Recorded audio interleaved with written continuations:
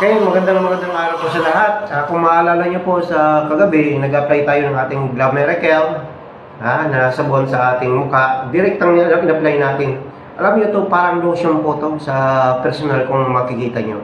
Yan ako, kung makikita niyo yung ating pimples ay natuyo na po. Natuyo na. Yung nandito sa taas, totaling nawala na. Sorry po, ay dumidilim.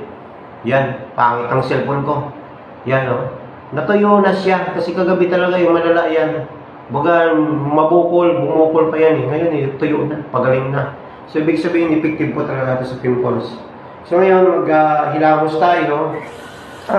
Tuturuan ko pa kayo kung paano gamitin to pang hilamos. Maglalagay lang kayo ng konti. Mga ganyan 3 patak, 4 na patak. Yan. Yan po, parang kuyan siya. Ganyan nyo sa kayo nyo, kay direktan sa mukha.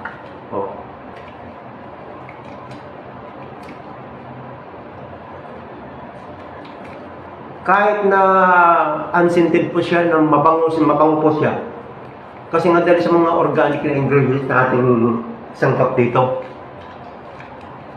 Mga herbs.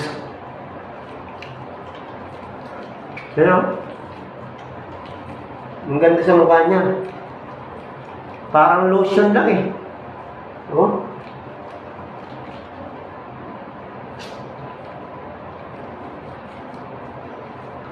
rin po ito masyadong mabulak. Kasi nga, alam niyo po, kung masyadong mabulang sabon, punong-puno yan ng chemical. Hindi katulad, makikita mo sa isang sabon, pang masyadong mabulak. Ibig sabihin, nilagyan niya ng chemical na pampabula. Tingnan nyo yung mga panghugas, diba? Ang bula-bula. Kuya panlaba.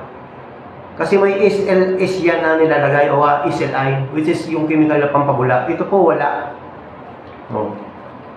Ganda sa mukha. So, ilamusan natin.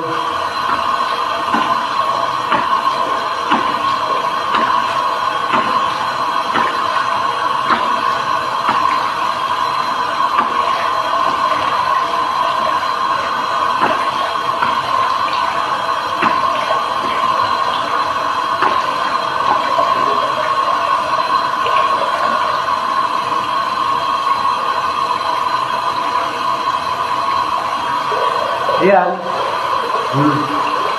Ayan po. Ako, gumapo lalo ako. Mapapansin nyo, pag in-apply nyo sa katawan nyo, nagmo-moist siya. Moisture siya. Hindi katulad ng iba na sabon na dry. Pag ginanon mo na mapapansin mo na nadadry na talaga yung mukha nyo.